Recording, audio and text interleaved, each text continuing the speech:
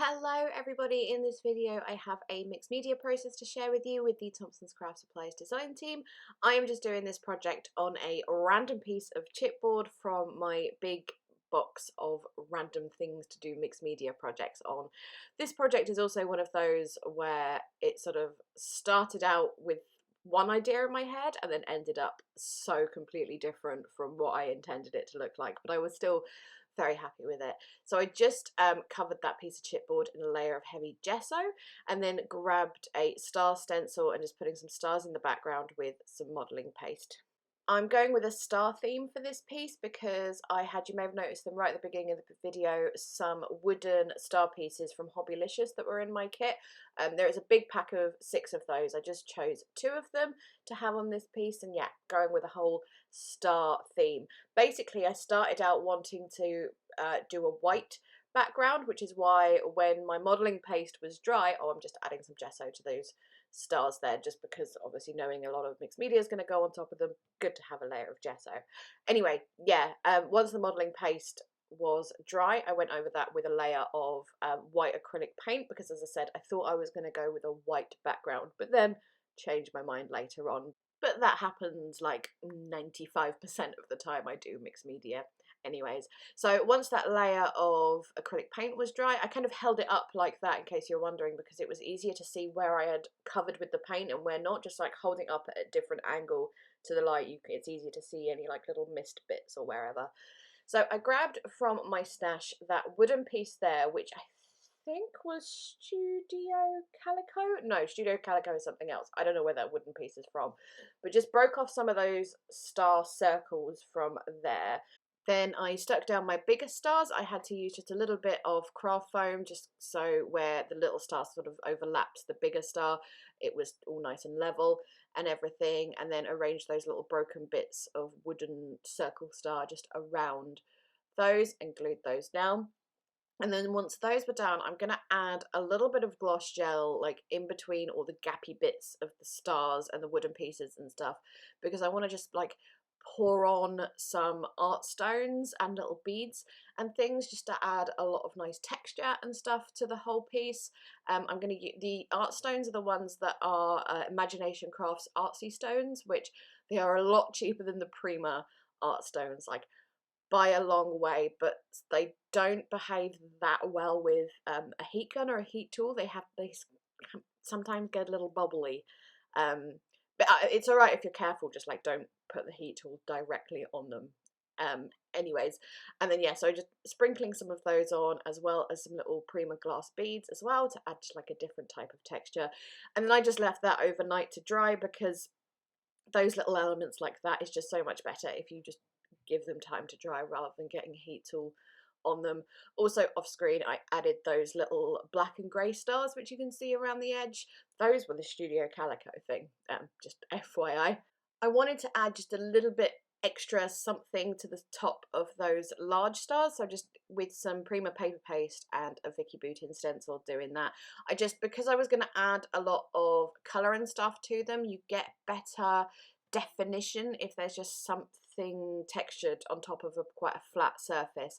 And by that point I knew I was going to go in with black gesso to have a dark background, and that works even better when you've got little stenciled areas, and especially when you're using like two-tone mediums like the Fabrica Decoru paints and sprays I'm about to use. They just work so much better when they're going around textured things. You can see those 2 or 3 or more tones of colours in there. But yeah, adding the black gesso here. Had I known at the beginning I was going to go with black gesso, I would have done that layer first, because then I had to grab like a little brush and then stipple in all those little gaps to get the black in all those annoying little gaps and stuff. So yeah, had I made the decision at the beginning, I would have done black gesso, stuck everything on black gesso again, rather than having to go through all those little itty bitty nooks and crannies. But it still worked, it just took a little longer to do and a little longer to dry. So for colouring, I am taking these 2 paints are Fabrica Decoru Chameleon Metallic Paint. The darker one is Golden Electric and the lighter one is Moonstone.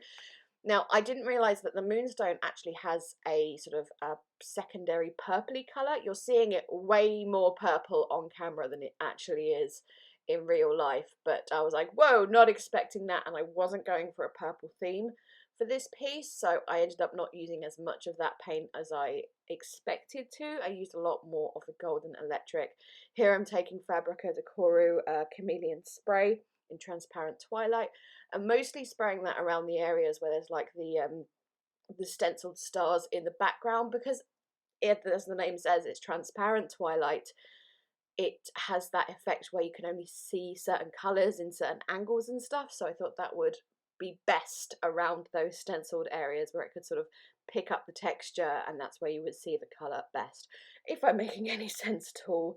I was going in with Distress Oxides there, Mermaid Lagoon, Broken China, Faded Jeans, Distress Oxide sprays. That is doing quite close-up spraying, so it's quite concentrated areas of colour, and I keep going back and forth between adding little bits of paint here and there, a little bit more spray here, a little bit more of another spray here, you know, the sort of thing. Doing a bit, drying it a bit. I'm pretty much only using different shades of blue for this, just because that's the particular colour I wanted to go for this piece, because you'll see it in a minute, but my focal point is mostly blue, so that's why I'm going with the blues for the most part. And I'm like, another spray, Grace? Honestly, I think I was like, it's too light, and now it's too dark, and now it's too light, and now it's too dark. Lots of time on the colour part. So that's the focal point I was just telling you about, that thing that says Under the Stars, which is just from my stash. I actually think it was from one of the very, very, very first Thompson's Craft Supplies kits, like 2 years ago. I'm pretty sure it was, but anyways, to stick that down, because it was going over the 2 layers of stars, I've put foam squares at the top and the bottom. There I was just using some Fabrica de Coru chalk spray just to add some slightly lighter elements, and then here I'm splattering on loads and loads and loads of white to look like stars. It is Winsor & Newton ink in white. It's my new favourite medium to use for white splatters at the moment. I just think it's fabulous. Going around that little piece there, it's actually a sticker, but whatever, with some silver ink just to help it stand out a little bit, and then I'm just going to pop that down again, of course, with my 3D gloss gel as my focal point. It does get bits of ink and all sorts on it because my fingers were covered, quite frankly, but I think that just kind of goes with the whole messy theme of the whole thing. Here I'm just going to add a few little star gems. There's these black and silvery clear normal gem colour ones. I think they were from Hobbycraft.